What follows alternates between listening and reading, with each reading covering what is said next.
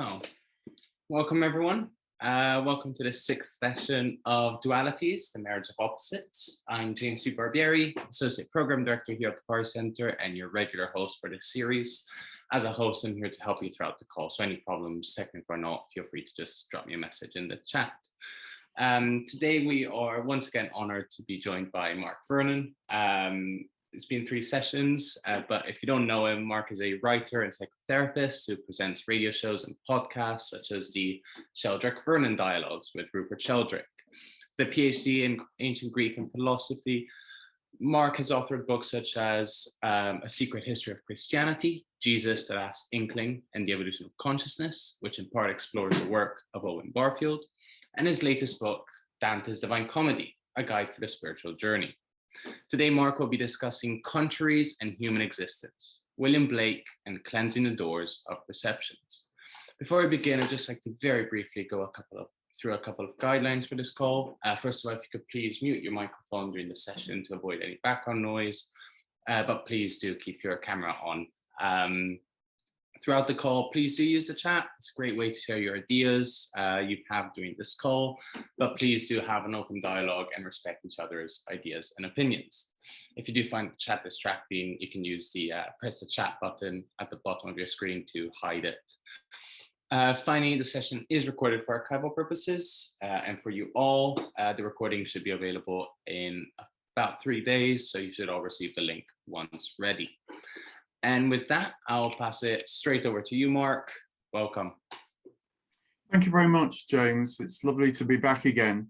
For those who have been joining us week by week, you'll notice that we've moved from the ancient world through the medieval world and now are hitting the modern world with William Blake.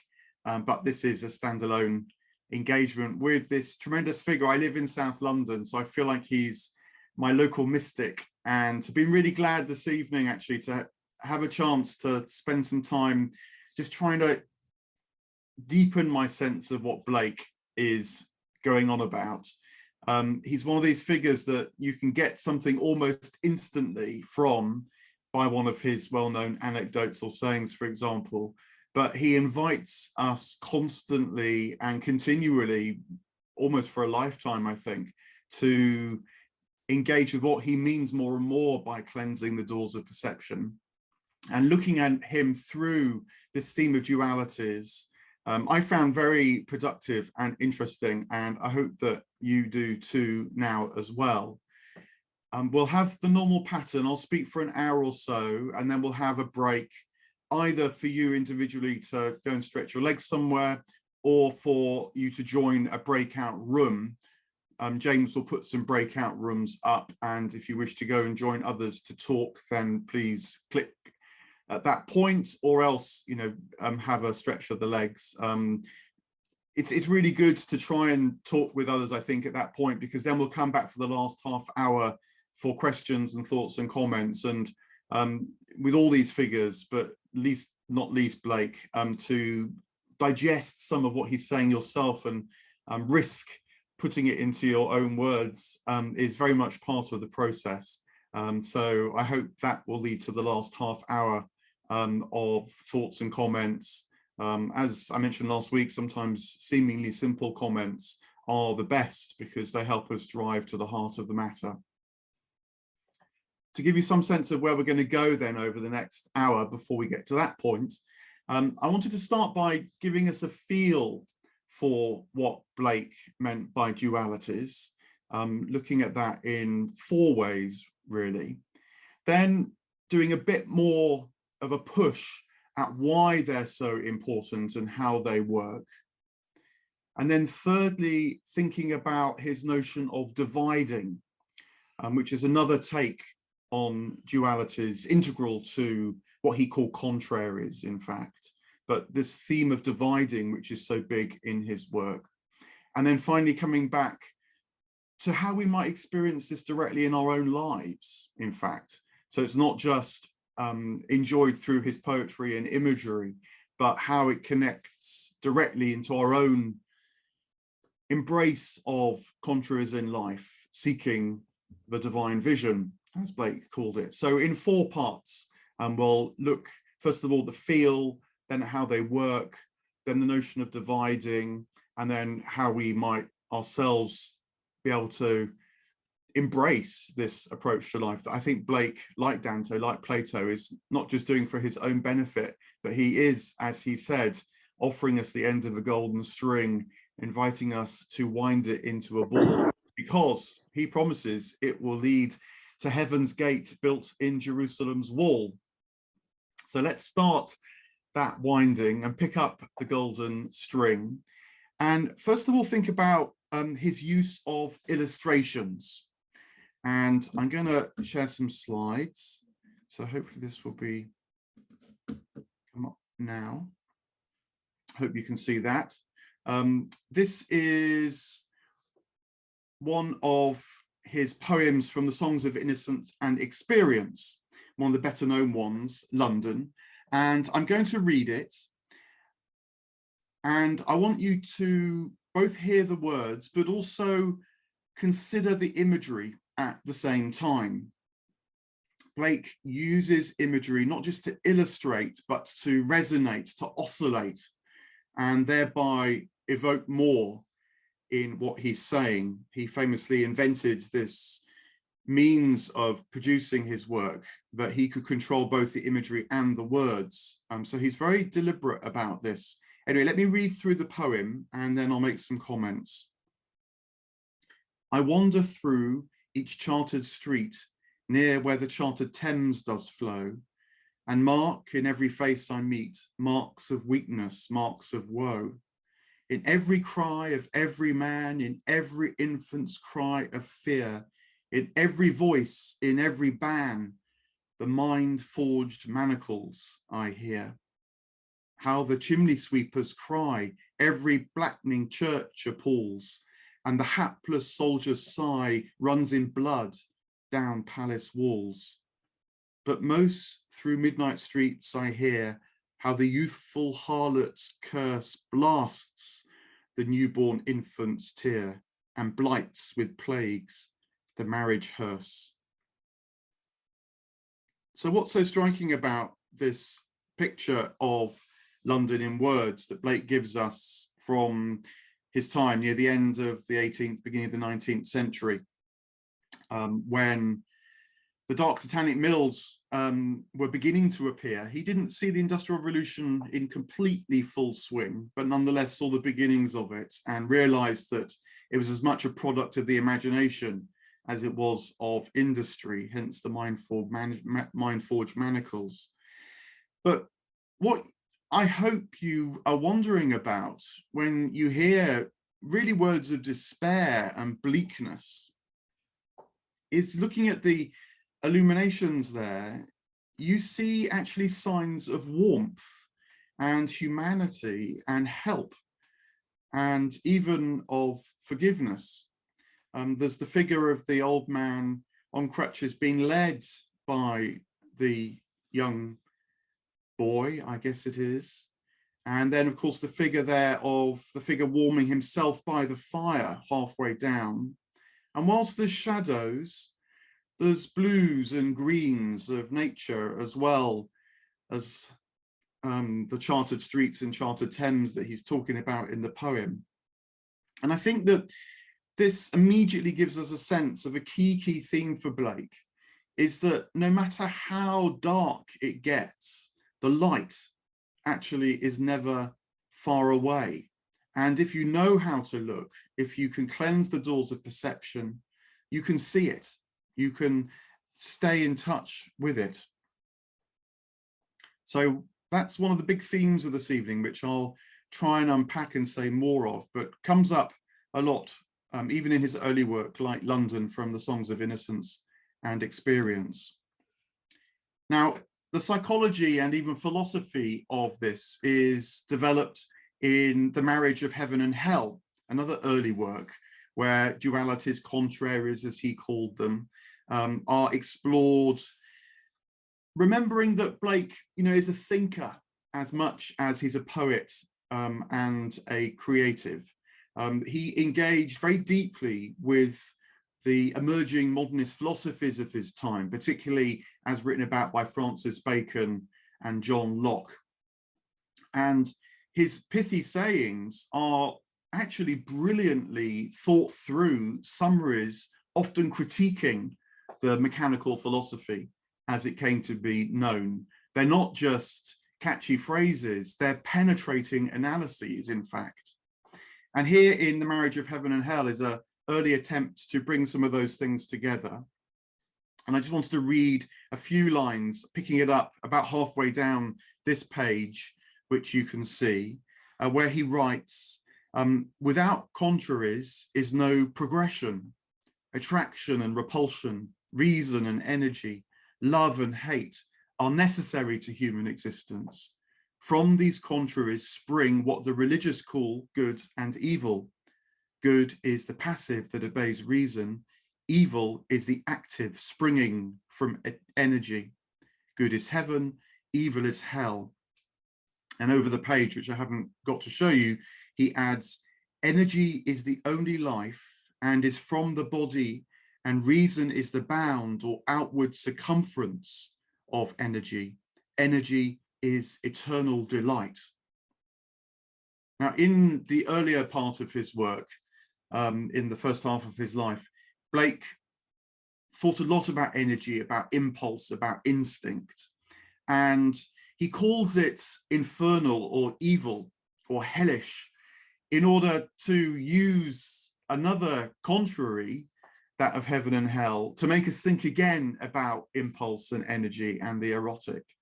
He saw the church of his time and figures around him as well. He felt rather domesticating energy and the erotic, even binding it and constraining it in Mind Fought Madrigals or in the marriage hearse. And so he wanted to inject new flame, as you can see at the top of the page there, into these dynamics, which we know so well, and see how they might spring us actually to true heaven, rather than locking us in hell. And hence the phrase, the marriage of heaven and hell. Marriage, not just referring to coming together, but marrying as in the truth that springs when two things resonate, when they touch in this way. So evil, at this moment, at least in Blake's work, is a provocation against, you might say, bland moral goodness, which doesn't help us rise towards divine sight, doesn't cleanse the doors of perception, but rather tells us what to do. He turned to calling it the wastes of the moral law, and wastes there is a bit like lands that can be wasted, a life that can be wasted. It flattens by, say, being informed how to behave rather than awakening to the fullness of life, the divine vision. So that's partly what's going on here. But these contraries, attraction and repulsion, reason and energy, love and hate, he's also saying to us, don't choose one or the other, bring them together. And in that dynamic, we'll find that which can lift us to the divine vision. So that's just to say a little bit more, not just for how he brings things alongside so we see it in his work, but how there's a philosophy and a psychology that he's beginning to develop too here. Jung would call it the transcendent function. For those of you who know your Jung, he felt that there's a part of the psyche that by wrestling with that which seems opposed, realizes that they aren't actually opposed, but can help us spiral up. Dante last week called it simply looking up. Never forget the stars, he would say. And going back to the first week, Plato, this is very much what Plato talked about loving, why his philosophy, as someone has said, could even be called erosophy, using desire in combination with the intellect to lift us to a higher life. It tells us something about how we work, how life is not just about pursuing pleasure, certainly not about controlling through moral law or anything else, but about questing for meaning. And it's meaning found by marrying our lives with reality so that two lives come together. And those contraries can show up in all sorts of ways. you know, us and reality, attraction and repulsion, heaven and hell. It's that dynamic Blake is starting to say more about here. Now, this, though, also opens up depth in life. It's not just, as it were, our psychology, but the inside of the whole world that can be felt here, both in terms of mortal life and immortal life, of the finite and the infinite. And I wanted to show two more poems from the marriage, from Songs of Innocence and Experience, very well known. The Tiger is probably Blake's best known poem of all, and then one that's nearly equally as known, The Lamb. I'm going to read them through again, and then hopefully you can feel something of the resonance. One comes from Innocence, the Lamb, and the other comes from Experience, the Tiger. So let me read them through first as you look. Little lamb, who made thee? Dost thou know who made thee? Gave thee life and bid thee feed by the stream and o'er the mead. Gave thee clothing of delight, woolly clothing, woolly bright. Gave thee such a tender voice, making all the vales rejoice. Little lamb, who made thee? Dost thou know who made thee? Little lamb, I'll tell thee. Little lamb, I'll tell thee. He is called by thy name, for he calls himself a lamb. He is meek and he is mild. He became a little child. I, a child, and thou a lamb, we are called by his name. Little lamb, God bless thee.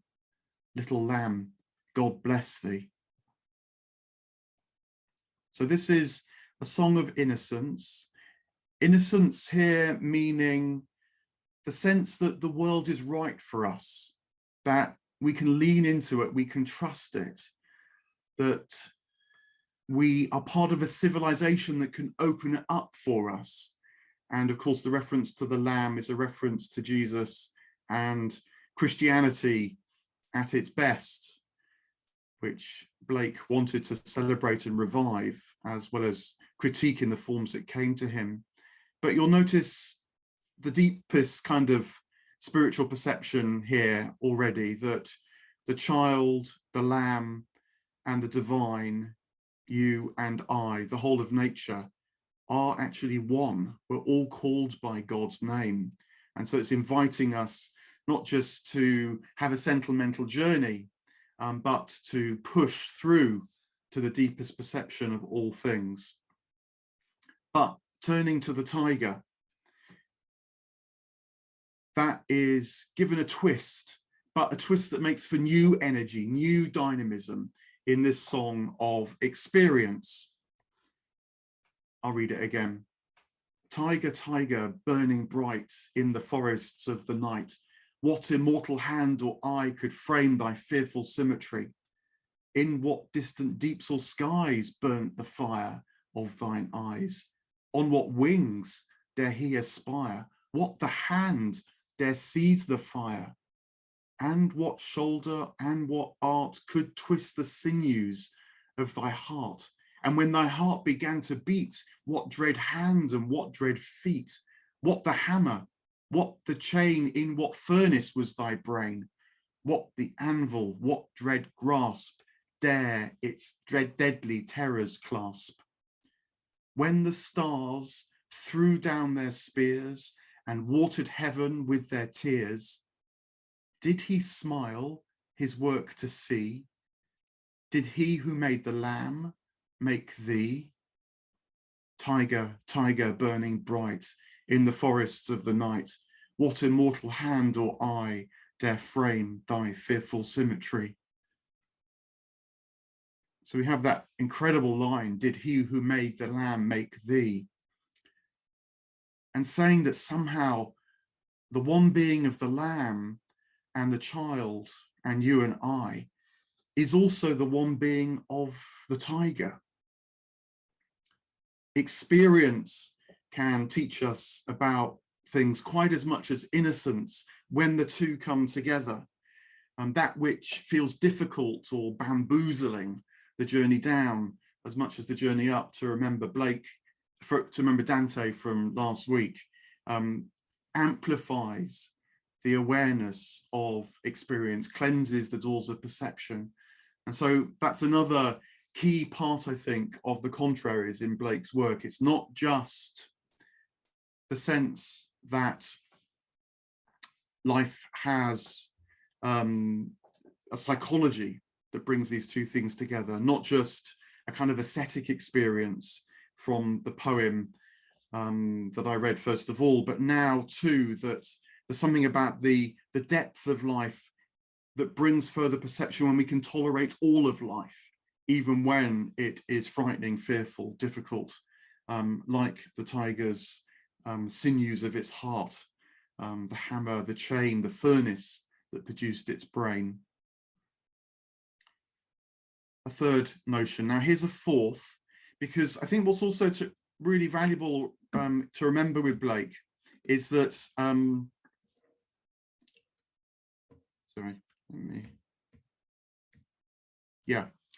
is that he dramatizes powerfully for us the notion of this happening, so that we feel it in the poetry itself. He's not just telling us, he's showing us, would be the way of putting it. He makes it exciting, he makes it tense, again, builds this kind of erotic feel. He makes us long for it, and promises that we can have it all if we cultivate that longing for it. He said that he was writing in the prophetic and poetic voice. By prophetic, he meant seeing more of reality. By poetry, he means making, poesis, something that he can give to us. And so not just going for the empirical or the philosophical, the way that the scientific revolution, the mechanical philosophy was developing. And that leads to the sense of a kind of openness within experience, an open system cosmos, not a closed, trapped, bounded sense of life. He wants us to yearn for the infinite and not rest with the finite, but nonetheless embrace the finite to leap to the infinite. And he explains this in no uncertain terms in one of his very, very earliest works, 3 pages of which I put up now, called There Is No Natural Religion. By natural, he meant that it springs from the finite world, from human souls detached from God. He was very against the deism of his time, the idea that, okay, maybe there was a divine creator, but then the divine creator had little or no part in sustaining the cosmos in its unfolding, apart from maybe an occasional miraculous intervention. And that deism made way for the atheism of the 19th and 20th century, which we now know so well, so that there are evolutionary explanations for the emergence of religion completely within the natural frame. Maybe it's good for our sociality, maybe it's good to keep us under control in civilization, the evolutionary accounts might say. Blake is completely against that, and he nails it, why that just doesn't work. And so let me read through these 3 plates. The first one is, in a way, the reason why capitalism, you might say, sort of makes us ill. Why this bounded, natural approach to life without the infinite almost threatens to destroy us. So in plate 4, he says, the bounded is loathed by its possessor. The same dull round, even of a universe, would soon become a mill with complicated wheels. So saying that if we're given a bounded universe, one without the divine, one that looks inwards rather than constantly reaching outwards, we come to loathe it.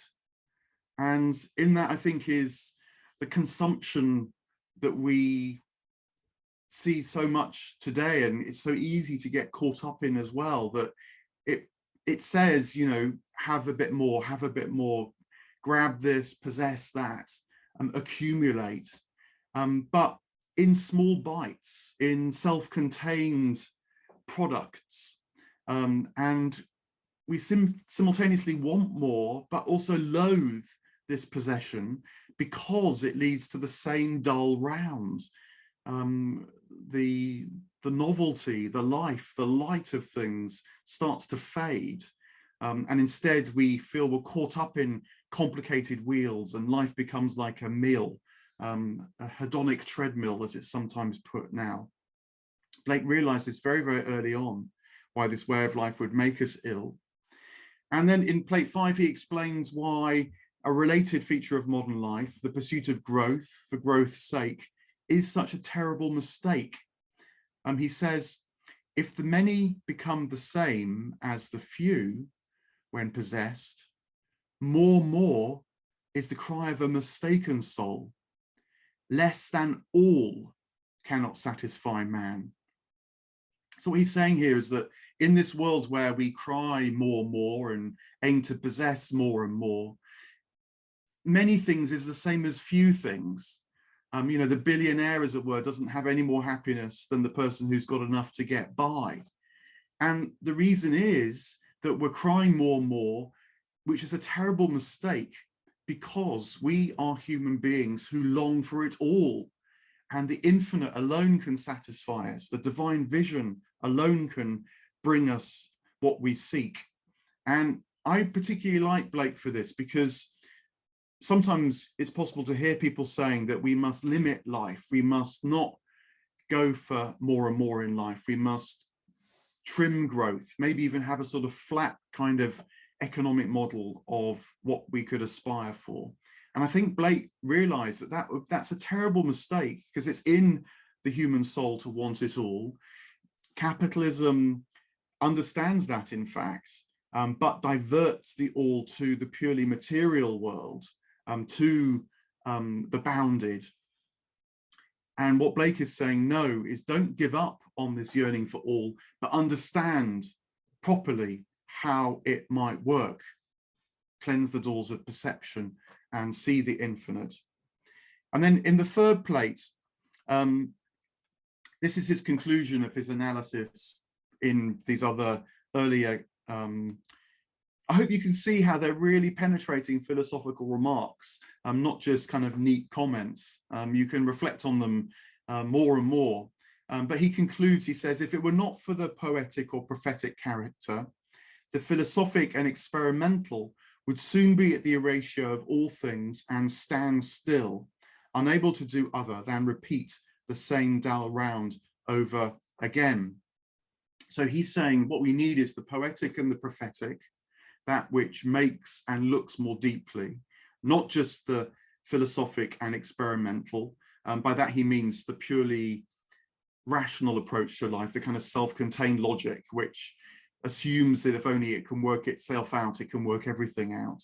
And neither the experimental as well, that which would stick just with the senses five. If we do that, we just go around and around and around ourselves, and it's a kind of repetition compulsion, as Freud put it, where it feels like we're pursuing things, feels like we're being active, but actually everything's just standing still, unable to do the same, unable to do other than repeat the same dull round over and again. So Blake is saying here, you know, we need the drama of the psyche and spirit, not just the depth psychology of it, not just the cultivation of the resonances and the contraries, in order to find a way out of the present predicament. And I wanted to give a taste of that now as well, by drawing on his poem Jerusalem, the Emanation of the Giant Albion, the last and in a way greatest of his many great works, I think, because this is the truth of eternity, which appears to Albion, his great character in the poem, when Albion awakes from the dull round, when Albion awakes from the desire to possess, when Albion turns from treating reason as if it can work all things out. Albion realizes his folly, awakens, and this is how Blake describes it. He says, Albion spoke and threw himself into the furnaces of affliction.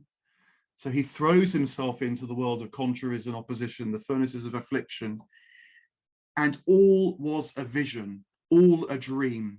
The furnaces became fountains of living waters flowing from the humanity divine, and all the cities of Albion arose from their slumbers, and all the sons and daughters of Albion rose from their slumbers, on soft clouds waking from sleep. Soon all around remote, the heavens burnt with flaming fires, and Urizen and Luva and Tharmas and Orthona arose into Albion's bosom. Then Albion stood before Jesus in the clouds of heaven fourfold, among the visions of God in eternity. Awake, awake, Jerusalem, O lovely emanation of Albion. Awake and o'erspread all nations as in ancient time. For lo, the night of death is past, and the eternal day appears upon our hills. Awake, Jerusalem, and come away. So spake the vision of Albion, and in him so spake in my hearing the universal Father.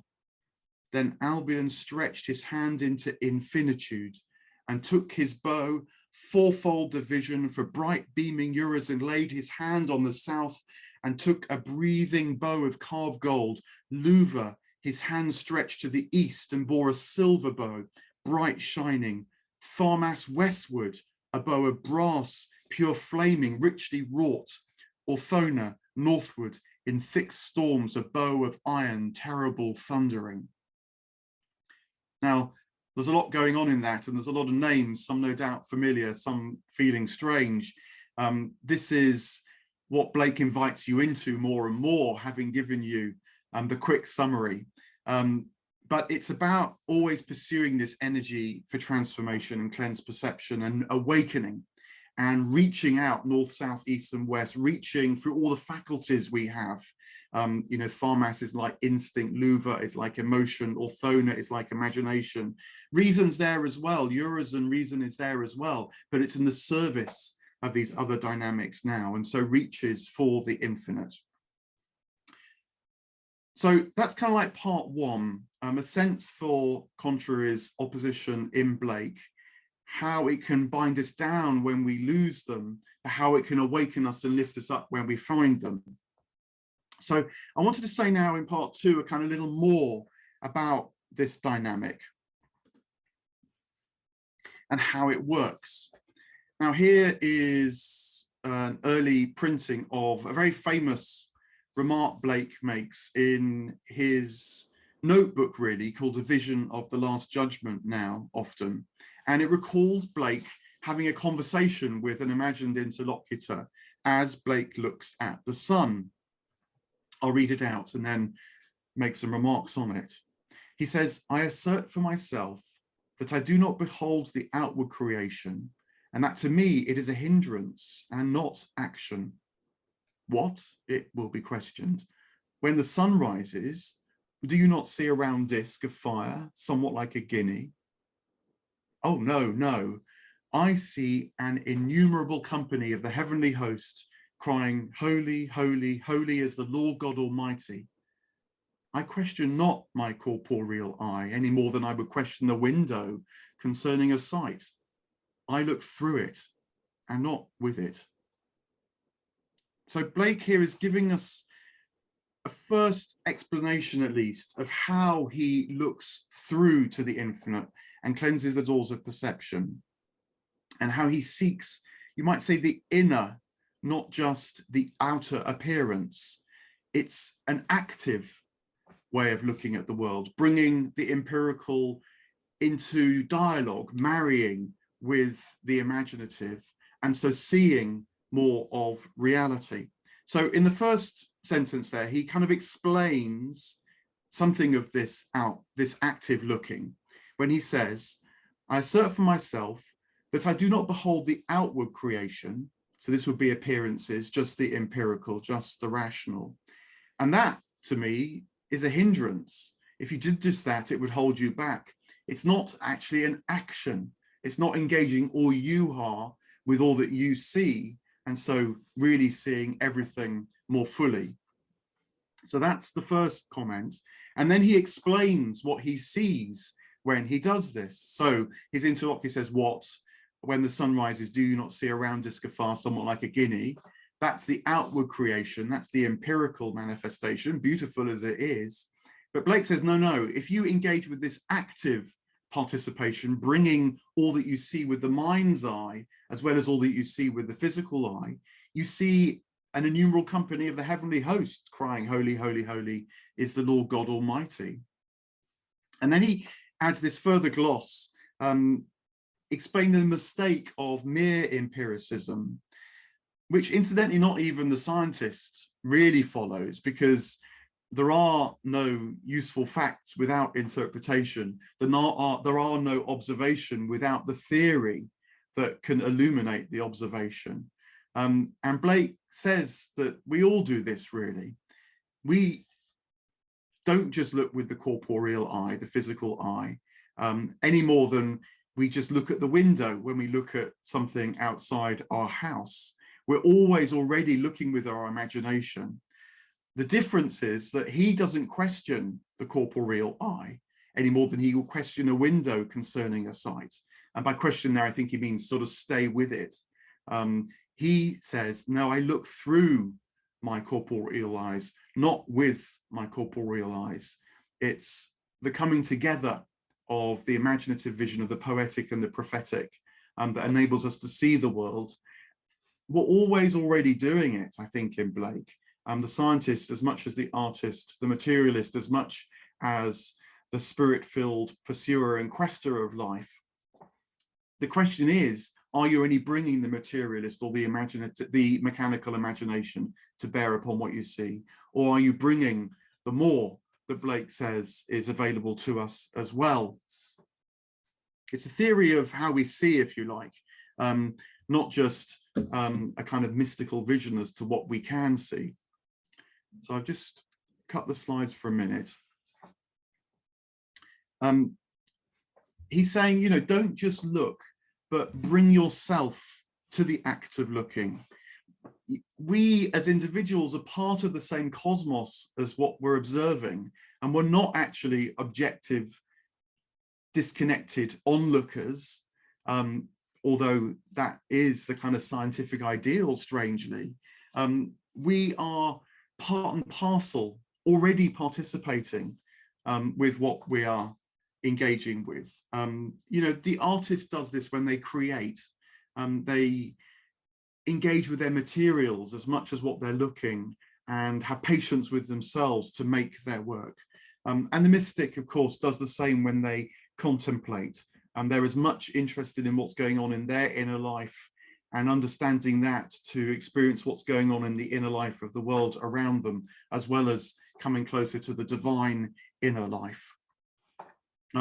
Owen Barfield, the chap who I'm very influenced by and who was deeply connected to this romantic tradition of which Blake is a part, said actually that hearing and looking in this way saved him from an early depression in his life. He makes a remark at one point when he says, I kept my attention on the experience itself and was not attracted by the rhetorical explanations which led away from the experience. So he's saying, you know, when you hear a poem, when you look at a beautiful sight, part of you will want to sort of nail it down. What's it about? What's going on? But don't lose sight of the energy that's coming at you as well. Follow that through, he says, and that leads into wider perceptions. One does generate and yet is receiving, Barfield continues. So generation of the sight as much as receiving the sight, and part and parcel of the same thing. And this is the nature of thought. The mind is related to thought as the eye is to light. So much as the eye receives light, so the mind receives thought. But the eye has got to look, and the mind has got to look as well. The mind's eye has got to look at with a deliberate act of attention or will.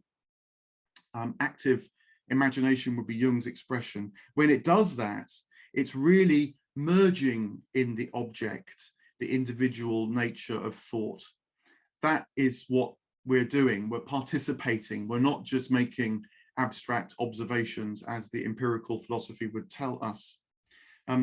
Coleridge, who knew Blake, they met when Blake was older and Coleridge was a young man, put it as the mind's self-experience in the act of thinking. Again, this stress on the act of thinking, bringing the mind self to the experience. Polarities was Coleridge's word, his version of, as it were, contraries or oppositions. And he too, like Blake, was rather fascinated by the emerging science with its coils and magnets and movement, but saw the dynamism within that and realized it had a spiritual meaning as well as a mechanical meaning. And so, like Blake, invited us to bring science and the spirit together. The mistake is to separate one from the other, discard the spirit, and treat the science as if it's got some kind of deeper claim on reality. And this comes right up to the modern world. James mentioned I'm a psychotherapist, and the British psychotherapist Donald Winnicott, who was deeply influenced by these romantic traditions as well, he realized that, if, say, our inner life was just full of fantasies that somehow we were managing to generate ourselves, we would all be crazy. We wouldn't be able to communicate hardly at all, in fact.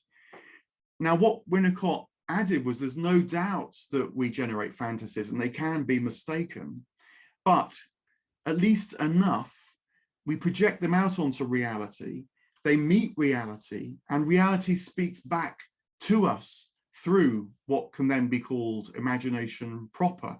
And so, whilst they can be mistaken, our fantasies, what goes on inside the mind, they can also connect and amplify and become ways that we receive reality as much as ways that we try to reach out towards reality. And so our imagination feels the call coming to us from reality as much as calls out and tries to touch reality as well. Fantasies can be mistaken, but they do precipitate the imaginative engagement with reality that communicates truth to us as well.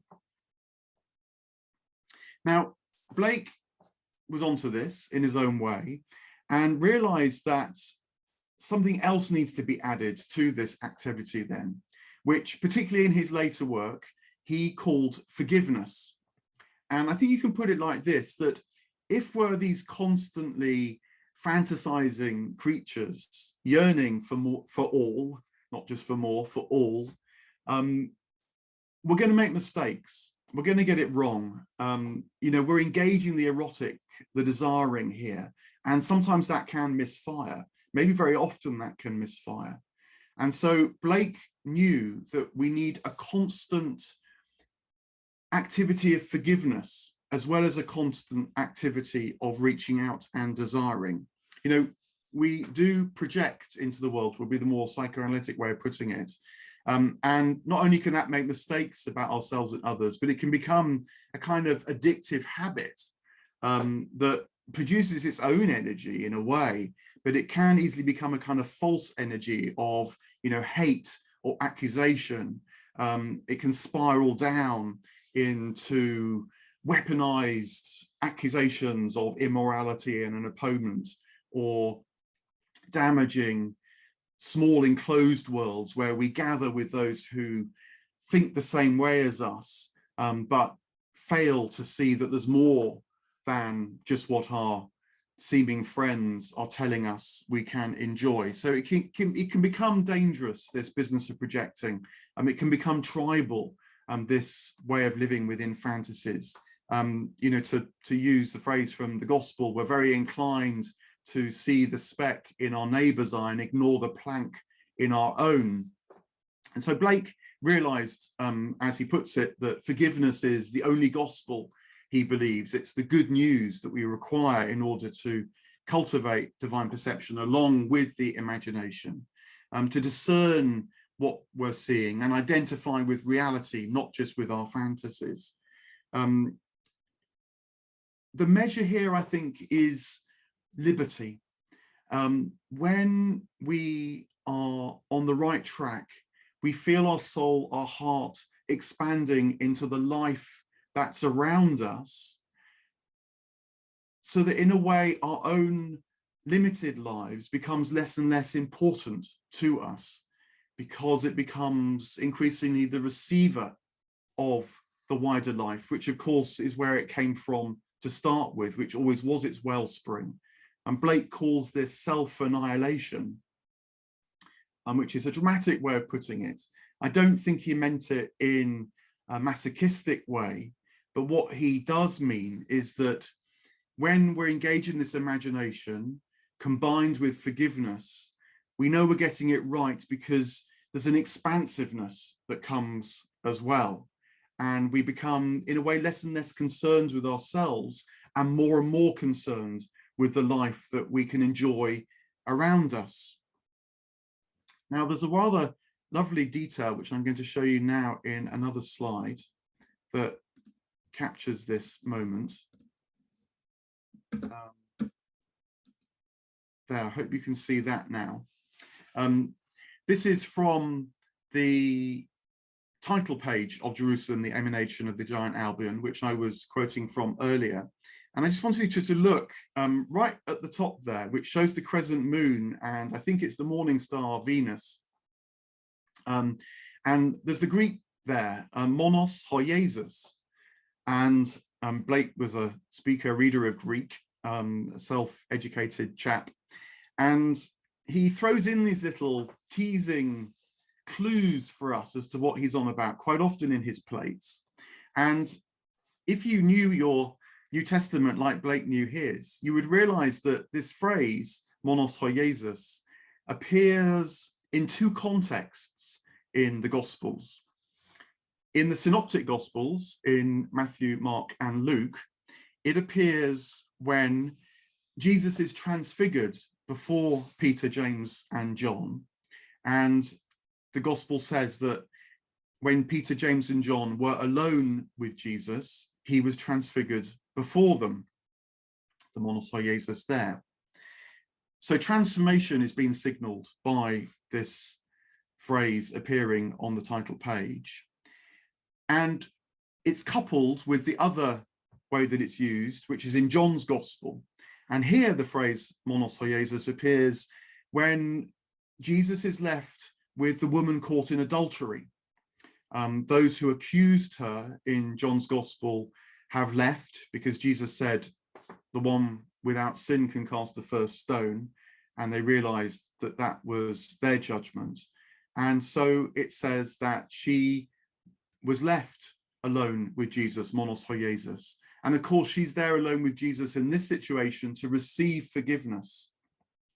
So this monos hoiesis captures both the importance of forgiveness that brings liberty, so we can see more, and see the transfigured life, much as Peter, James, and John, when they were alone with Jesus, saw Jesus transfigured before him. It's a vision of the unity of these contraries, this dialectic coming together and overcoming the vision that would otherwise bind us.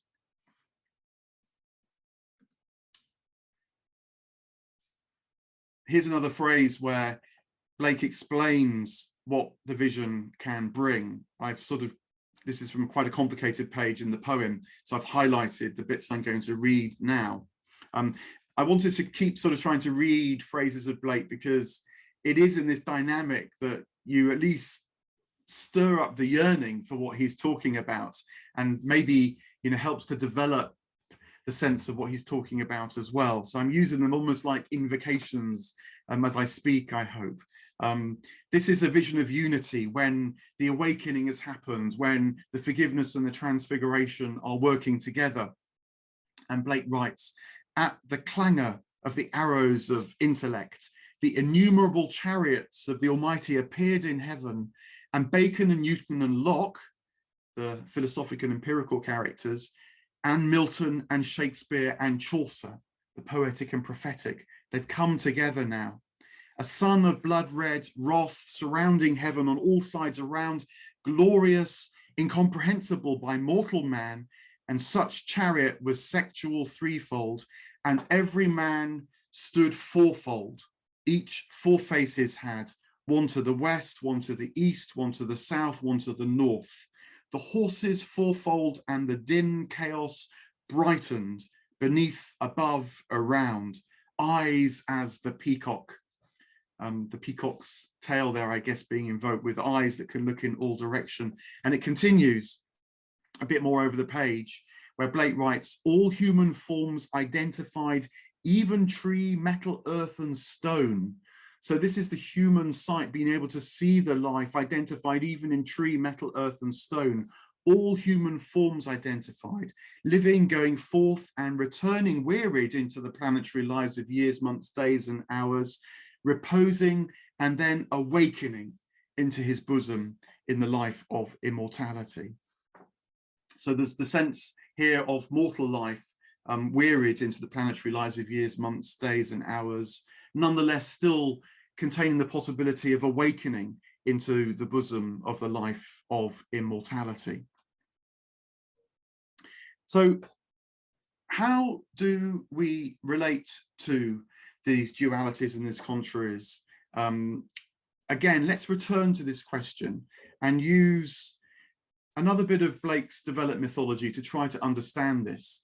I just mentioned there in the quote, or Blake mentioned there in the quote, the notion of every man standing fourfold.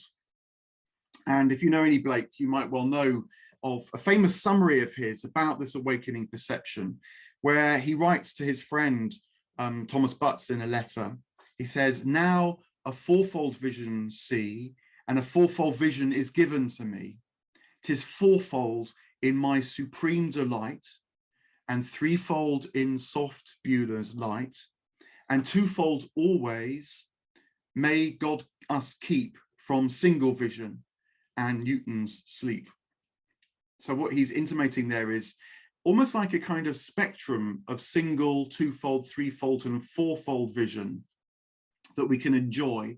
And I guess, again, much like feeling the expansiveness, the liberty of forgiveness combined with transformation, bringing on the imagination into infinity. So he's, I think, saying we can kind of track where we're at by thinking, am I seeing with single vision or twofold vision or threefold vision or fourfold vision?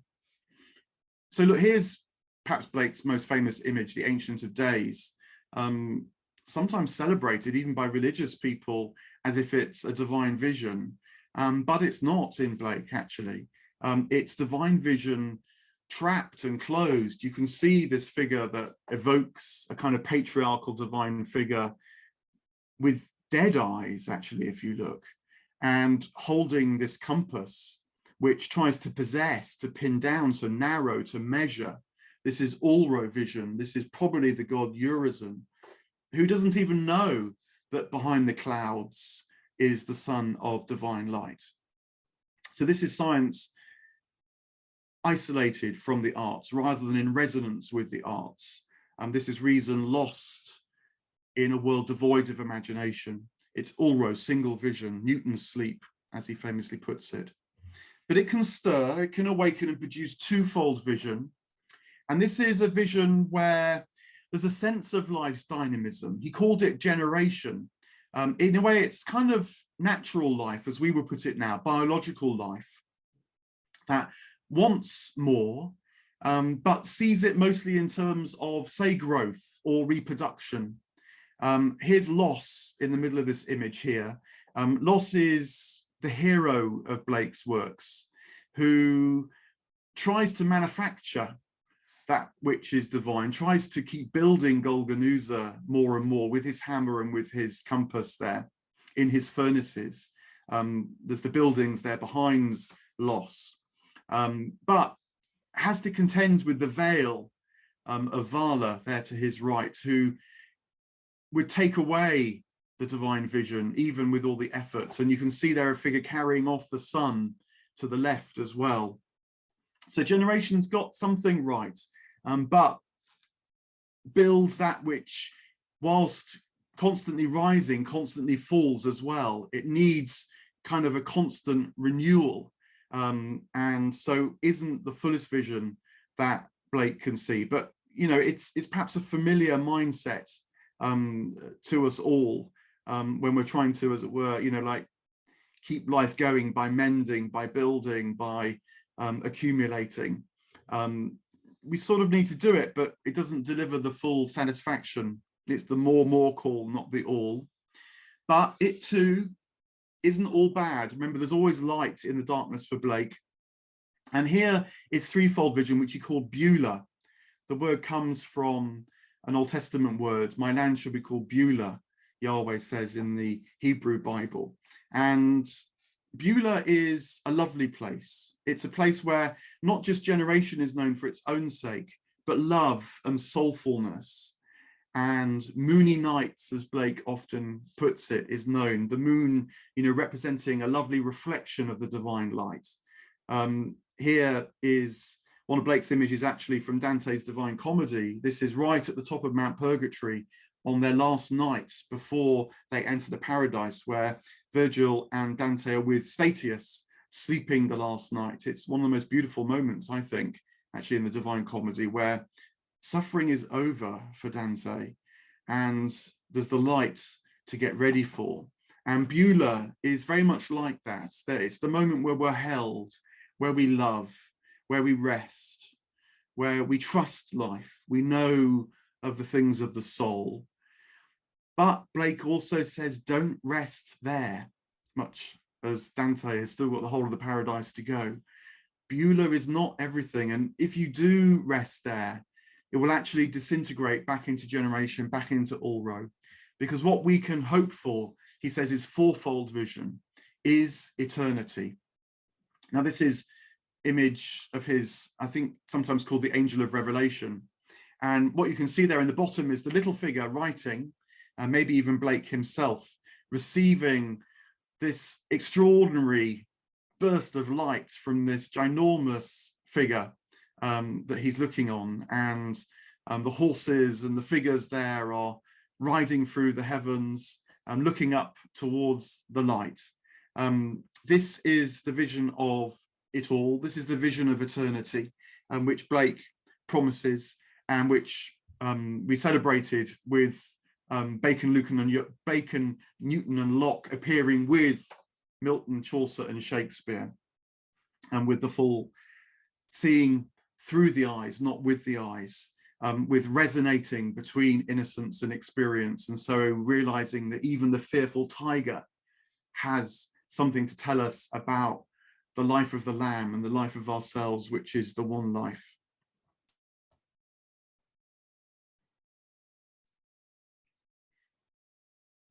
It's very interesting. Blake says that the life of eternity is characterized by a dynamism which can be what he calls the wars of love, as opposed to wars of separation. Here's a famous image from Jerusalem, Emanation of the Giant Albion, which is Los talking to his spectre. And the spectre is truly the dark side of ourselves. But Los here is telling his spectre, look, either get on board or disappear. And eventually, actually, the spectre just dissolves as the divine light appears. It's Blake's version of the way up and the way down being deeply interlinked.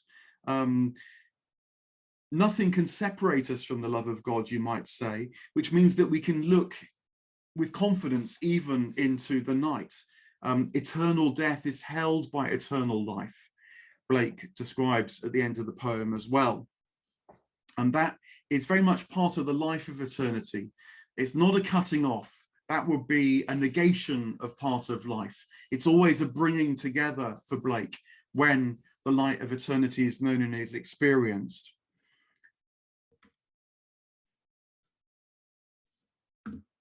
Now, I'm wanting to move on a bit, so I'm going to jump through a couple of these slides.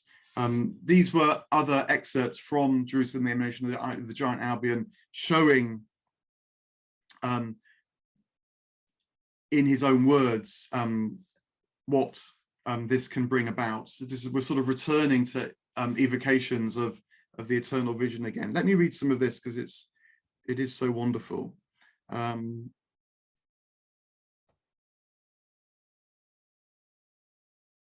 Let me find a good bit here.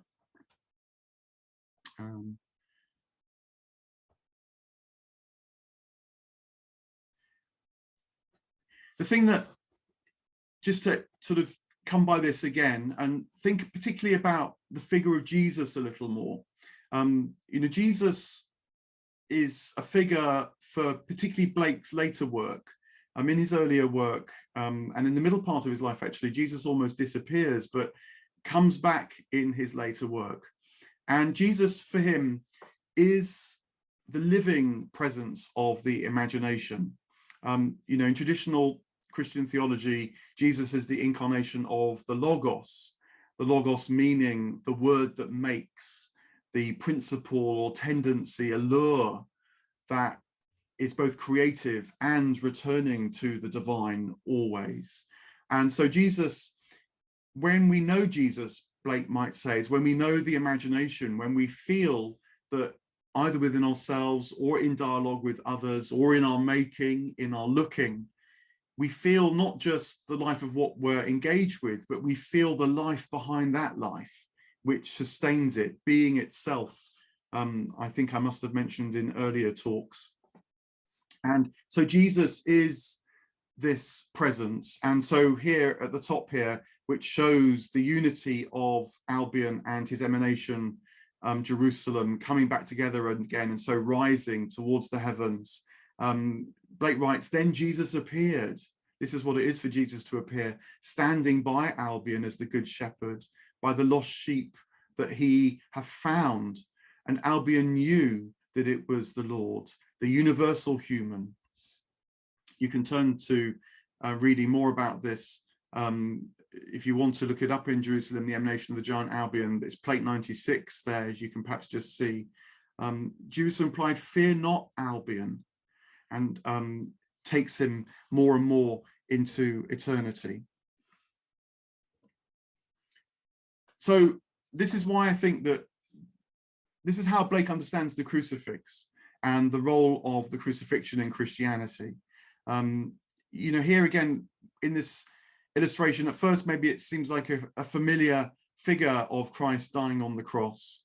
But then you ask yourself, wait a minute, it's not a cross, it's actually a tree. And it's a tree that's bearing fruit.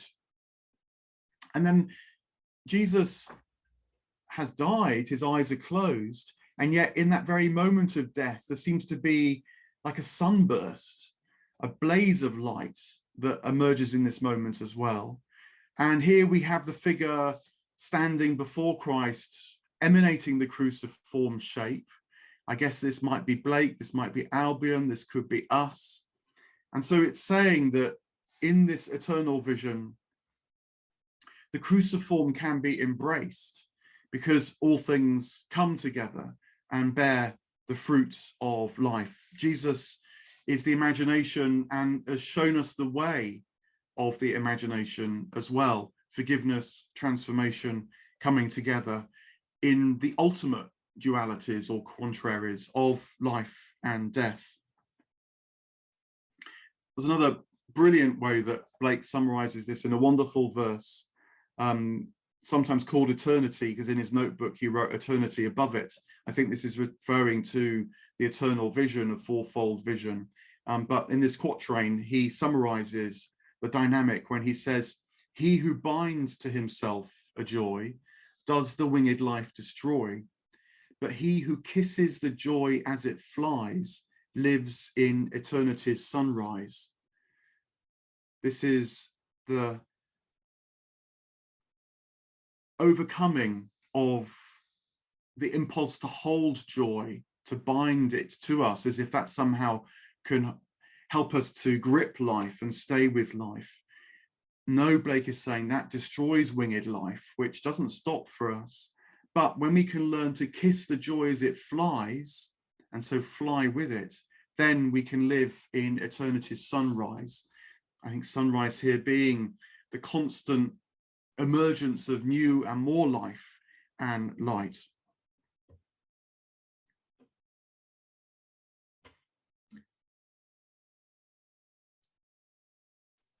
Now, I wanted to say finally a little bit about how we can experience this perhaps more directly in our own lives. I'm having some problems with my slides coming through. I don't know quite what you can see now, hence my pausing. Yeah, this is the one I wanted to come to earlier on, actually, which is another of Blake's summary plates early from his life. following on from the vision of the cross, Blake knew what actually the early patristic fathers in the Christian faith knew, was the reason for the incarnation. It wasn't a sacrifice that would take away sin, as if sin could have the power to separate us from the divine. Rather, it was to make clear to us the way back to the divine. Therefore, God becomes as we are, that we may be as he is. Blake summarizes it here. Now, we know much about this, I think, from our love lives, from our erotic lives. Just to come to my sort of final section and ask how we can know this quite palpably and distinctly, not just through Blake's wonderful verse, but for our own direct experience. And this is reflecting on the notion of dividing in Blake's understanding. Dividing, in one way, is a bad, damaging action that happens. You know, so Albion is divided from his emanation, Jerusalem. The male is divided from the female.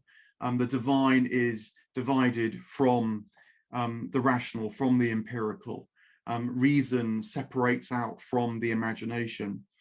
But as ever with Blake, and as we've seen with Dante and Plato too, that which separates also gives us a clue as to how to find the way back, because by bringing them back together again, by unifying, by integrating, we can climb the spiral back towards the transcendent. And so this is a deep understanding, I think, of what Blake made of the sexual in our lives. You don't have to read much about Blake to realize that the erotic was very important. And sometimes people even suggest that Blake was into a kind of libertarian view of life and advocated free love. And there's no doubt that in some of those he associated with amongst his circle, figures like actually Mary Wollstonecraft and others, it seems that they did advocate free love, not just confining erotic life to marriage. But I think Blake knew that that libertarianism was a kind of, I don't know, generation, maybe Bueller mess up, was going to keep you trapped in the lower possibilities of vision. And this is an image from Milton, which demonstrates, I think, his fuller understanding of love. It shows two figures reposing, presumably post-coitally, upon the rocks of earth. Some people say it's actually William and Catherine Blake. It's almost a kind of inner self-portrait. But after the act of making love, the figure looks up and sees the eagle of eternity coming down, sees the creature that had the sight, it was said, that could look straight into the sun, and so therefore straight at God.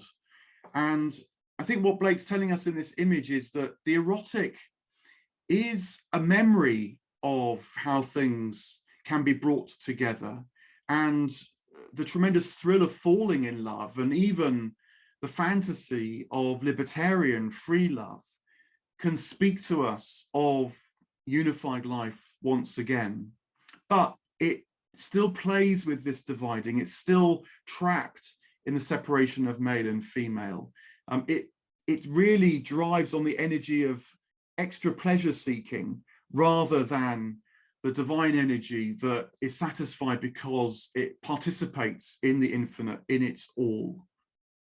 And even in the yearning of erotic life, you might say, you know, the unrequited love, the desire that longs, Blake is suggesting it's possible to turn that around and to feel the divine reaching for us across the pain, across the suffering.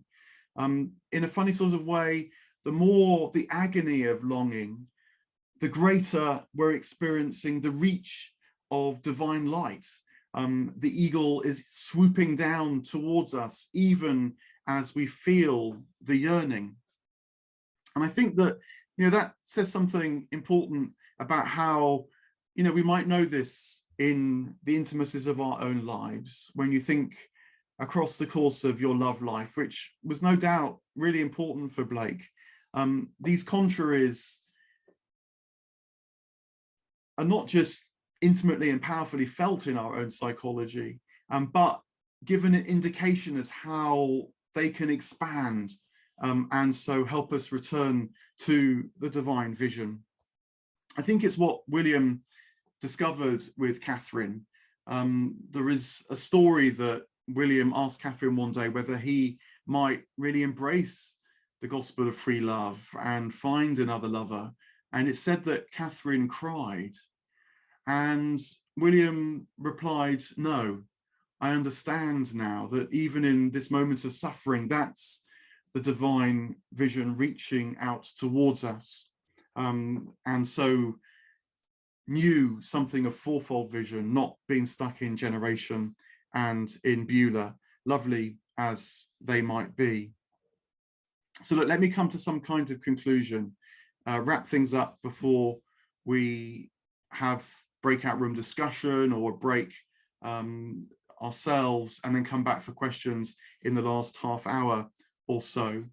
This is the plate from the end of Jerusalem, the emanation of the giant Albion, which shows something of, I think, Jerusalem. There she is with her hair, embracing the divine vision fully. I hope you've got a feel for the meaning of the dualities in Blake, for the palpable sense of the contraries that we can know, not just because we read about them, but because we feel for them. I hope you've got a sense of how they work, that in a way, when combined with imagination and forgiveness for all the mistakes we make, we can find the path to that expansive transformation, which is the cleansing of the doors of perception. I hope you've got a sense that how there's always hope in Blake, that the dividing, the separation, the falling is at once the intimation of the combining, the uniting, the ascending once more. We're never lost in this world, no matter how dark it gets, and how we can experience that in our lives, not just sort of in spiritual terms, but in these very embodied erotic terms as well. Dualities can speak of our divided lives for sure, and our lack of perception, but also of the co-creativity that we can embrace, and so find the divine vision once more. You might say that God doesn't need the opposites, but in a funny sort of way we do, even as life is an overcoming of the opposites. They remind us of the possibility of return and the route towards return. Our fantasies, to give it the psychodynamic twist, aren't just random, mistaken though they can be. With discernment, we can find that there are resonances with reality when we look through the corporeal eye, much like we look through the window, and so see the light approaching us even as we are nudging towards it. I'll draw to a close there.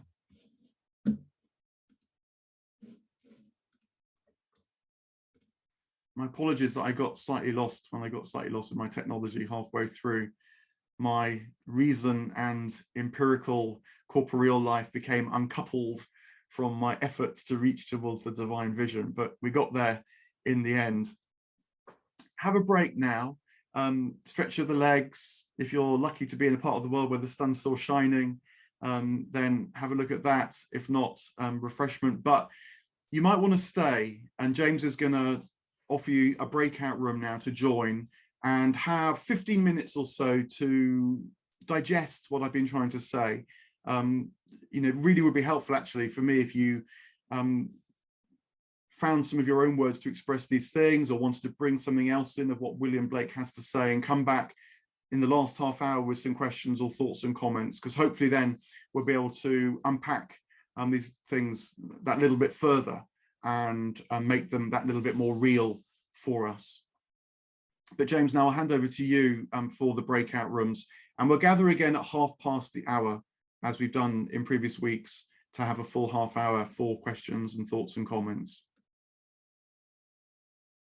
Great. Well, thank you so much, Mark, for your presentation, and what a selection of beautiful images that you've shown us as well. Yeah, so we'll just open up the breakout rooms now. I'll see you all in about 15 minutes.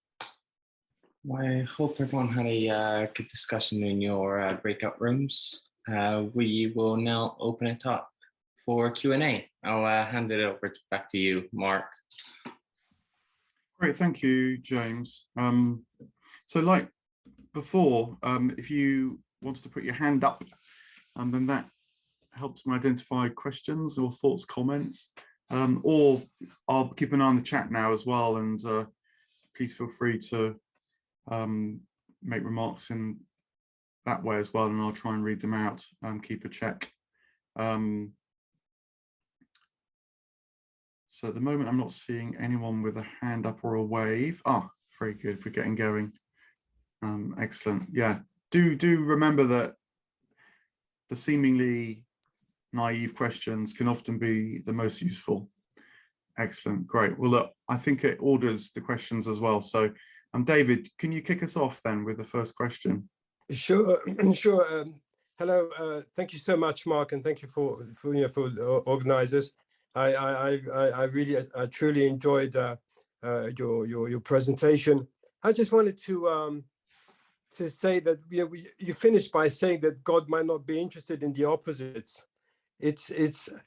I tend to think the opposite, because in God's creation, at least in the Genesis and in other Genesis as well, because I mean there are tens of Genesis, maybe hundreds.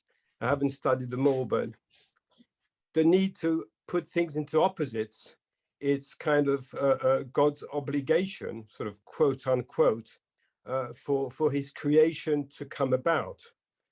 And that's precisely in Genesis 1, it's separating things. And I believe that, energy stems from the opposites. If you don't have opposites, if you don't have two things in discourse that show a difference in potential, you don't have any energy. And if you don't have any energy, there's no phenomenon. Nothing happens. So to me, that's really the remark number one. And remark number two is, you did broach on the topic a couple of times, but I find that the notion of the transcendent function really central to the topic of the opposites, in the sense that it's a man, a woman, a child. The transcendent really brings to something new, completely different, completely, of course, related, but also unrelated to what produced it. And I think also in an analysis, and I'm kind of not quoting Jung to the word, to the letter, but the analyst and the analysant are both transformed. It's through this transformation. It's through their common work that something new happens, and both leave the room transformed. So that was my little remark, and thank you again for your presentation. It was really brilliant. Thank you. Yeah, thanks for your comment as well, David, because you have highlighted something which is actually, I think, contested. Maybe we just need to be straight about this and say that this is now quite a matter for discussion, if not dispute, on the role of opposites and what God needs and what God doesn't need. I think you can sort of put it like this, that I think we both need the sense that opposites are necessary and the sense that they're not necessary. It's another sort of way in which oppositions help us transcend even the need for oppositions. And I mean, in the older Christian tradition, particularly in the Eastern tradition, the relationship between creation and eternity was, of course, much discussed. But you can find a sense in which the true creation actually takes place in the divine mind, if you like, or in the divine presence, and that what we mostly or most immediately experience as temporal creation is a reflection of that eternal creation, and that the day will come either at the end of time or as eternity cuts through time, where we feel and know the fullness of creation and its identity with the fullness of divine life. So that's an older way of thinking about it, but certainly in more recent traditions, and particularly in the, it's often in the whole discussion about romantic philosophy, it's sometimes called German idealism. And the idea there is that it's the idealism that was born particularly since the writings of Jakob Böhme, that very much influenced people like, say, Hegel, also very much influenced figures like Carl Jung, and we'll come more to this next week, in fact. And there you get the idea that God needs the opposite, God needs the divide, God needs the separation in order to know God's self, sort of reflecting back. And you can understand the sense of that as well, because as you say, it creates energy, it creates the sense of self-knowledge. But that said, I myself actually resist just going all the way down that line. And maybe this is something to return to next week when we come to Carl Jung. And the reason being is because, well, actually quite practically, as you say, you know, in relation to psychotherapy there, it's certainly true that the person you're working with in psychotherapy awakens things in you as much as, you know, with luck, you awaken things in them and help them understand that which is opposing, and so overcome that which is opposing. Overcome as in not negate, but realize how that can lead to more. But I think we also need, I don't know, the peace that passes all understanding. We need the vision of rest as well, because otherwise, certainly in a psychotherapy practice, it becomes what Freud from the earliest days called interminable analysis. You know, as it were, there's always another opposition to uncover. There's always another sin to explore, to put it in narrow, more religious language. And I think we need the goal as well as the path, put it like that. That's how I feel about it anyway. So look, but I don't want just to sort of negate what you've been saying, because I think there's a huge amount in what you're saying, and even to the point where now there's quite a tussle between sides. I've sort of shown my cards in this discussion, but if not enough for now, then certainly we can return to this next week, because it comes out full on in Jung, and indeed in the thought of Ian McGilchrist, who's going to be our main focus for next week. Another way of putting it is that he is very shaped, I think, in his mature thought by process philosophy or process theology, which too emphasizes the relationality of things all the way down. So we'll certainly come back to that next week. Kirby, do you want to add your thought? Well, my question is an invitation to learn from you about forgiveness. And I just want you to launch yourself into a definition of forgiveness. Yeah, I'm reminded immediately of the thought of C.S. Lewis, the great friend of Owen Barfield, who said, forgiveness is all very well until you've actually got something you need to forgive. Mostly we do forgetting rather than forgiveness, I think. So one could launch oneself into this for quite a long time. But I mean, maybe an analog with psychotherapy, since we were just mentioning that, is quite useful, because sometimes I think in psychotherapy, what you say to someone when they walk into the room is, look, I know you don't feel this, but everything you've done and thought and are wrestling with, even everything that's happened to you, is forgiven in this room. And what we're going to do now is try and think about it, try and understand what's gone on, try and make some sense of it so that it can be incorporated and lived with. And I think that, for me, is the heart of forgiveness. It may be something that we have to keep saying to ourselves repeatedly. But I think in in divine life. And I think I'm completely with Blake on this. The only gospel that I know is the gospel of forgiveness, as he puts it. I mean, the parable which perhaps speaks to this most directly is the parable of the prodigal son. Where the son goes off, takes half his inheritance, spends it all, ends up eating the husks that were fed to the pigs, and realizes that if he returned to his father, he would have a better life. And what is so striking is that as he approaches and the father sees him and throws the party, forgiveness isn't even mentioned. He's just welcomed. And I think that's partly what causes the older son his strife. Shouldn't there even be a need for forgiveness somehow? Some kind of recognition of that. And the strange thing is that this eternal vision of forgiveness almost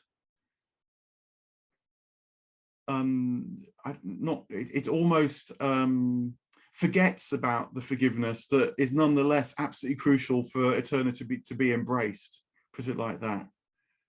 But look, if you've really got something that needs forgiving, then that's hard, and that can be a lifetime's work too. Must remember that. Yeah. Ava. Yes, hello. Thank you very much. I wanted to bring together the first part where you talked about capitalism and wanting it all, and then the last part about dualities was a small meeting that I had this morning. So I went to buy some newspapers, and as I got out of the train station, there was a man so clearly homeless, and and what he said is, he looked at me and he said, "You need to be aware of this." And I said, "Well, I am." So, and then he said, and I said, "What do you mean?" So, and then he said, "Be aware of this." And then he showed me his body, his dirty clothes, his dirty pants, and the shoes and everything. And then I said, "So I am. So what should I do?" And then he said, "It's not my right to demand anything of you." I mean, he was very literate. So, and then he came up very close and said, "I'm awake at night thinking about justice." So so very touching meeting. And I think this is the duality that's hard to cope with. And so there's more poverty around now, because of the pandemic. So he was extremely touching, because he was so polite and didn't want to be demanding, but also very aware, and just showed me, well, look, be aware. So I thought I want to share this. We need to be aware of that part. And I'm not so sure there is a God, who needs that. Is there a God who needs all those people? This man, he had a very wise gaze. So is that true? Does he need to be dirty and hungry and on the street and cold? I'm in Germany, so it's not warm. So I think that's part of dualities. That's, it's a dark part. And so I wanted to share. So Yeah, look, thank you for that. And just from the way you've told it, what's so striking though is how it touched you, how that tension has, precipitated a kind of energy that really moves you. And I guess Blake might say something like, therein lies the string to try and follow, in fact. This man who lacks has given you something, it sounds like, from what you say, even as you would long that he would be given things as well. So look, I try to give something back. So yeah. But so it doesn't remain enough, of course. So. Thank you, though. Yeah. Yeah. Thank you for your speech. Abelardo, hi there. Hello again, Mark. Thank you very much for sharing knowledge and wisdom. I have a question about a possible complementary interpretation of one of the last images that you showed, the paintings that you showed of Blake, the couple making love, having made love, and the eagle above. I'm not questioning at all your interpretation about God and the couple, but going on from an alternative interpretation of Freud, given by David Beck in his book Freud in the Jewish Mystical Tradition, the basic question is, he asks us, why are we also fascinated by sex? Why did Freud make that the central core of his theory? And his answer is because in sex, it's the experience where we can come closest to God, to the experiencing of God. You have the element of Genesis, something coming from nothing. You have, secondly, the dream of Job, the coming of the soul. So these two are connected in the act of conception of making sex. So I'm going in that direction to see what if that could add on to a possible interpretation, and maybe Blake was connecting to, if Freud is right, would probably be in a universal experience of some sort, but on a very deep unconscious level for most. But and also, if you could contextualize that in the Victorian 19th century Britain, that could be very interesting, because I think the Victorian era, the complexities of what people were going through was very, very complicated subject. So maybe this could add some light to that too. Hey, look, thank you. And again, sort of hugely rich area. I mean, just one thought actually is that, these images that Blake uses, I think almost always, maybe not completely always, but almost always, he leaves it up to you to try and work out what's going on, to feel into it, to let it speak in one way, then another, then another. That's part of the dynamic for sure. So, multiple interpretations of the same image are absolutely right. And especially when they connect with something that takes you somewhere. So it's not just fantasy, which is just a kind of meaningless playfulness, but is imagination. It feels like it's opening something up. Again, that's another key difference that Coleridge highlighted. I don't know quite what to say. I mean, one thing to say, Blake himself, of course, lived sort of before the Victorians, and it was a time of revolution, but then a kind of clamping down on revolution, and because of what happened in France in particular, and in Britain, there was great fear about the American Revolution as well. So it was complicated in that way. Everything was at once up for grabs and being kind of closed down. I might just pass on Freud and erotic mysticism, except to say I think that certainly in one moment, Freud's very skeptical of God, the divine, mostly officially, but he can't quite put it down as well. At the same time, he keeps coming back with new ideas, partly drawing on the erotic and the sexual, as you say, and then say, no, but it's just regressive. It's just a desire not to make, but to re-enter the womb. Quite the opposite, he says in one point. And yet then he comes up with, his later works, particularly Moses and monotheism and those kinds of wonderful speculations. So yeah, there's, I guess it can, can go in all sorts of directions. And certainly, just to make one thought about the Victorian period, the idea that Victorian England was all about repression, I think is completely wrong.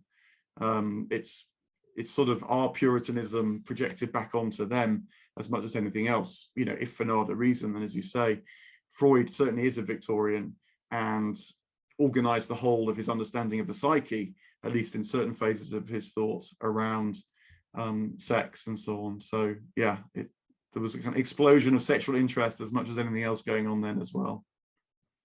But that's probably not a very adequate response, but thanks for at least, you know, highlighting alternative interpretations, which are really important. Niels, let's move on and say hello to Niels again as well. Yes, hello, Mark. I enjoy your talking about the spiritual, and I'm not so much into the mystic, because for me it's reality, but it's a spiritual reality which comes from experience. And so I was interested in the cleansing of perception, because there's something very fundamental in order to reach God. That's what we need. We need that ability to see beyond, or God will give us that ability to see beyond what we just see, because that's the underlying things of the nature of things. And so I would say I was thinking when we talk about duality, I believe God is non-dual.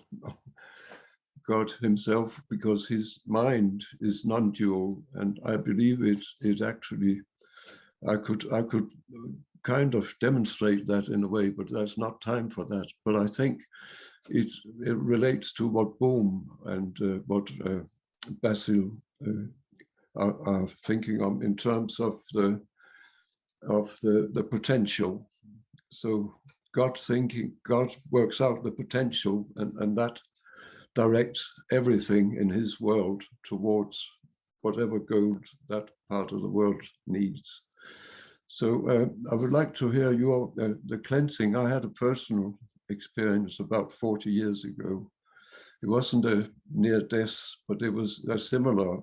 I had to rebuke strange beings that were trying to overtake me, and but that's a longer story. It lasted a whole night. And let me leap in there, Niels, yes. if I may, and just make offer a thought on that. Yes. But thank you again. I mean, I think these extraordinary experiences certainly happen. You know, there's no doubt about that. Yeah. But I think Blake would encourage us to attend to the little cleansings, the little moments when the doors open, and partly that's because it's much easier to hold the opposites together then. You know, if you're really blasted by an experience, it can take years to sort of bring it together and really incorporate it into your life so that it becomes part of your daily experience. And sometimes today, when people talk about Blake in relation to psychedelics, which, you know, is going to happen more and more and more, Cleanse the Doors of Perception, taken by Huxley to write about his experience with psychedelics. I feel there's something good about that. You know, it's awakening to more in life. But I also fear that it can become a bit of a distraction, because what you're going there is for the more big experiences, please, rather than the all, which in the non-dual vision, as you say, is known steadily within us. So I feel a bit ambivalent about I mean, the advocacy of peak experiences, as if that's the way to go. No, I'm going to cut, if you don't mind, I'm just going to cut into Niels there, because just conscious of the time, and that a couple of people have been waiting as well, and we're opening things up, which is good here, because we need that energy to go forward, and we don't want to close things down. But thank you again, Brooke. Thank you for your patience as well. Yeah, I'm so glad to hear you, and to hear you in addition to the Idler. I have so many things I'm thinking about. The comment would be, it's exciting to think of that Jesus didn't die for your sins, but that's the way through to what, I'm not sure, to transcendence. And my question, what really was Niels' question as well, which is, what are ways, besides dropping some acid, what are some ways to cleanse the doors of perception in the little ways? I have other questions, but I think I'll just leave it there. Yeah, I mean, look is the quick answer. And allow yourself to look with all that you are, and maybe look with others and then share together all that you are. I don't know, here's another way of putting that. This afternoon, I went actually to the British Museum in London, where they've just opened a new exhibition on Stonehenge. And there's particularly a lot about the contextualization of Stonehenge with all that came before, all that followed in that Neolithic period. It's an incredible, wonderful exhibition with all sorts of artifacts and objects, gold and stone, and a huge variety of things. And you can look at it as the achievement of archaeology, dating things, telling the story, working out how monuments like Stonehenge were made and so on. And that's of interest.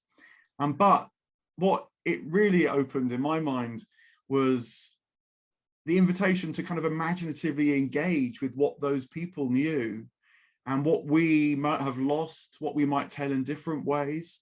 Because whilst monuments like Stonehenge are mystifying, you also know right in the same moment they completely engage you. You can't but not look at them and want to know what was going on. But rather than going towards the literal and factual, you might go towards the imaginative and spirited and say, well, what does this stir up in me right now? Incidentally, Blake did not like Stonehenge, so it doesn't have to be a wonderful transport of joy. Blake thought that the stone monuments of Britain were what he called part of the Druid religion. He was rather down on what he thought were Druids, so I don't want to offend any Druids with us this evening. But he associated Druidism with human sacrifice and with monumental monuments that are oppressive. He saw these great stones and felt that they weighed us down rather than inspired and lifted us up. So that was him bringing, his imagination to these things as well. It's about feeling into your experiences of love, say, your experiences of friendship, and realizing that the joy and the disappointment, aren't the end of the story. That they, as we were saying just now, are actually intimations of divine life. And so always following through this golden thread, this golden string, I think is really important as well. Beulah, threefold vision is the land of rest, and we need that at times, maybe particularly on a Sunday evening. But we're actually called to what Blake called wars of love, and engaging in the furnaces of affliction, but knowing that that always leads to the more. So, cleansing the doors of perception isn't just about the kind of dramatic peak experience. By engaging and saying yes to life, that process of opening, perception expands as well. By imagination in part, but not just kind of isolated imagination like, you might imagine the imagination of the artist, because the artist will tell you right away that the way to feed the imagination is to go for walks, is to experiment with materials, is to try new combinations of color, is to turn to the dark parts of yourself as much as the lights, and so on. And it's a very active, that we stressed, the active side of it as well. So I hope that gives you some that was hints. great. Thank you. That was exactly my question. Great. Now there was someone else, but the hand's gone down and we're almost up to 7 o'clock. Let me just quickly scan in the chat and make sure we haven't missed something that someone has asked there. There's lots of comments. So I'm just going to pick up on one final comment, which is stood out now from Antelanti, who talks about transforming or transfiguring. And I think this is a really interesting bit in Blake, because Blake, do you remember when we were talking about divides, and particularly the male and the female divide? And Blake thought that the male and the female can come together in two ways. And one he wasn't so keen on. He called it the hermaphroditic union. And I think what he meant by that, and again, apologies if that is offensive, But what he meant by that is it's a union that, well, it's a coming together that's not really a union, that doesn't transfigure, that doesn't make or recover something that always was the case. It's a kind of unhappy coupling, you might say. Whereas the transfiguring for him was actually the form of what he calls humanity. And he, you know, he's biblical about this. He knows the Hebrew well enough to know that before Adam and Eve, there was just humanity, and that part of the creation was the dividing of male and female. It wasn't like before there was just male and then the female was tacked on. No, before there was humanity that communed with the divine in the cool of the day. And so he thought that our end too is a kind of, you might say, androgyny, the recovery of a humanity that we will know, not just within ourselves as individuals, I think, but because we'll all be part of the divine dance, the divine dynamism. If you know, remember a bit of Dante from last week, as he rises through the heavens, the individuals become more and more themselves, and as they do that, they become more and more part of the divine unity as well. That's the dynamic. I don't know. I find actually strangely, when I was looking around for this idea of what this androgyny might be like, so it's not a sort of loss of sexuality, but is somehow the crown of sexuality. I actually find Virginia Woolf's essay, Room of One's Own, quite helpful, because of all the things that she says in there, you know, not least the need for a room of one's own, which is a kind of individuality. That isn't the final goal for her. The goal for her in her writing is what she calls the androgynous mind, which is when your own, she puts it something like this, your own desire to rehearse your offenses, to express your complaints about life, to worry about the injustices, which need to be done in one moment. Don't get me wrong, need to be done in one moment. But if that's the whole of life, then she says you can't become transparent to life itself, which she finds in the androgynous mind, say, of figures like Shakespeare. And, you know, I think you could add in figures like Blake as well. And that you know that because this is when, just taking the case of the artist or the writer, they start to disappear in their work. We know less and less about them as individuals and more about what they're trying to communicate. I mean, it's there in Plato too. You could write down everything we know about Plato on the sides, you know, on one side of paper, piece of paper. And Plato himself doesn't ever feature in his dialogue except on 3 occasions, which is sort of right at the beginning of the dialogue. And it says something like, and Plato was present and then he left. And you think, why did he say that? I think that these great writers have this quality of what Virginia Woolf called the androgynous mind, where they're so present that they almost disappear and the whole of life can flow through them. That's something of the dynamic of eternity that I think Blake was onto as well, when he talks about transfiguring as much as transforming. But maybe that's a useful comment to end on, prompted by at least one question in the chat there. So we'll draw to a close. It's nearly 5 past the hour now. Thanks again to James, others for organising this, for everybody for coming along. And if we began in the ancient world and moved into the medieval world and have been in the modern world, then next week we're going to go into what's sometimes called the postmodern world. And we'll grapple with things, maybe with more contention that just surfaced a bit this evening earlier on. But thank you very much indeed. Cheers for now. Well, thank you so much, Mark, for your presentation, for sharing your wisdom and knowledge, and for introducing us to the beautiful poetry and imagery of Blake. It's really been a fantastic session. And thank you all for joining us today and for contributing in the chat or by questions. Just before we go, I'd just like to remind everyone of the session coming up on Wednesday with Rupert Sheldrake and Alex Gomez-Marine on the future scientist. There's more information on this on our website. And I hope to see you all next week for our 4th weekend of Dualities, where on Sunday we will have Dave Shrum discussing Beyond Dualistic Minds, Journeying Together on David Bohm's No Road.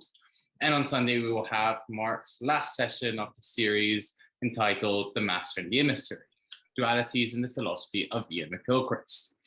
And as always, you can contact us on social media, Facebook, email on our website. To email us, you can email eleanor@partycenter.com. Thank you all again for joining us. Thank you so much, Mark, again, and we'll see you again soon here at the Party Center. Thank you. Really nice. Thanks.